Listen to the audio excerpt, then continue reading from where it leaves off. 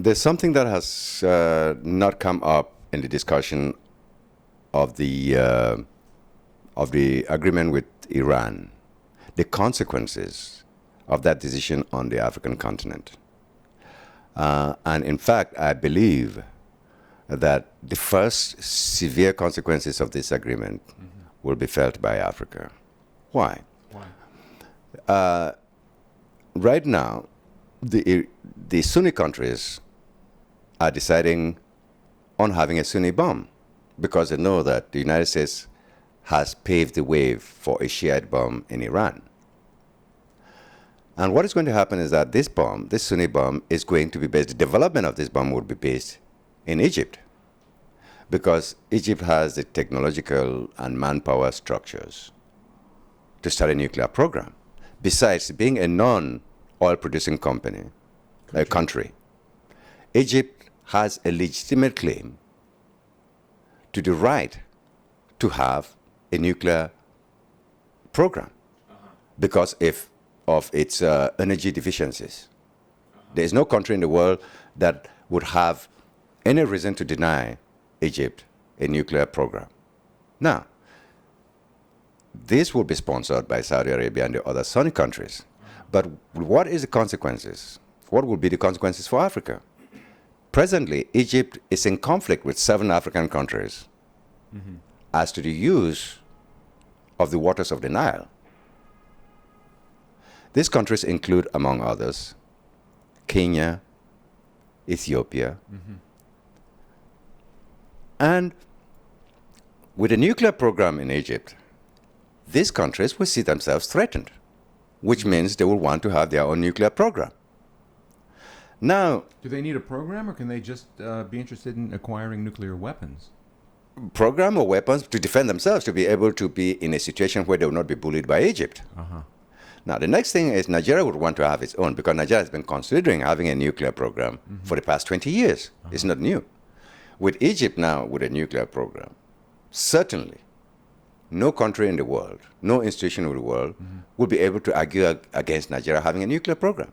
Then you have South Africa, because now it becomes a power situation on the continent, which South Africa, that already gave up its nuclear program, may want to regenerate it just for the reasons of power, for the power play on the continent. Right. Now, what happens when one of those countries falls under the influence of an Islamic regime or of a local terrorist Islamic program? Who tells you that Boko Haram could not take over the Nigerian government? Why do you think... Like Hezbollah's influence in Lebanon. Exactly. Or even Al-Qaeda in the Maghreb. After the destitution of Ben Ali in Tunisia, the Islamists were part of the government in Tunisia. Look at Libya. Had Gaddafi not given up his nuclear weapons and his chemical weapons, what would have happened today that the country has been taken over by terrorist organizations, including ISIS? You have a situation in Africa where a lot of countries with delicate political institutions lay their hands on nuclear weapons with the risk that these weapons can fall into the hands of various Islamic movements sponsored mostly by Iran. They don't have to be on missiles. They don't have to be on missiles. As I said, they just have to be fusionable materials that, can be explored in subways, on buses, in cities, near water production facilities, shopping malls. And you will have a situation where the whole world will be at the mercy of some little dictator or some terrorist group that doesn't have any value for life. Because, in fact, these Islamist groups don't have any value for terrestrial life. For what? For terrestrial life. Because of the aspirations of 72 virgins in paradise. To them, that is the ultimate. So life on the earth here has no value to them. They don't have value for earthly life. It's a domino effect, you're saying. If Iran is given this deal... Oh, this is what is going to happen in Africa. I can tell you, within the next 3 to 5 years, you would see how many nuclear programs are being initiated on the African continent. President Obama is now going to Africa at the present time here in the end of July 2015. He's going to Africa. Is he not aware of this? First of all, I would say, for the past 30 years that I've followed American politics, this administration has been the one with the worst African policy. It has gained no respect in Africa, despite the African sense of solidarity with Obama as a person of African descent. In reality, in the politics, in the policies of this administration, Bush has turned out to have been a far better president for Africa. George W. Bush. George W. Bush. He started impressing on African countries and imposing on many African countries to be diligent with the use of money, public accountability, in the fight against corruption. It was Bush who initiated this, and it has been beneficial to many countries. Bush was the one who was so instrumental in the AIDS program assistance that has eventually resulted in the saving of lives, in the reduction of AIDS in Africa. So, in fact, but when you compare Bush, the Bush years, to the Obama years, what has been Obama's achievement in Africa when it comes to Africa policy? He destabilized Libya. By destabilizing Libya, he gave weapons. He put weapons into the arms of Al-Qaeda in the Maghreb that destabilized Mali, that almost overthrew the government of Mali. He destabilized, he put weapons into the hands of Islamists who completely destroyed the Central African Republic. Many of those arms from the Maghreb, from Libya, entered into the hands of Boko Haram. That is a consequence of Obama's policy, African policies. At least 8 African countries are being destabilized today as a result of Obama's Africa policy.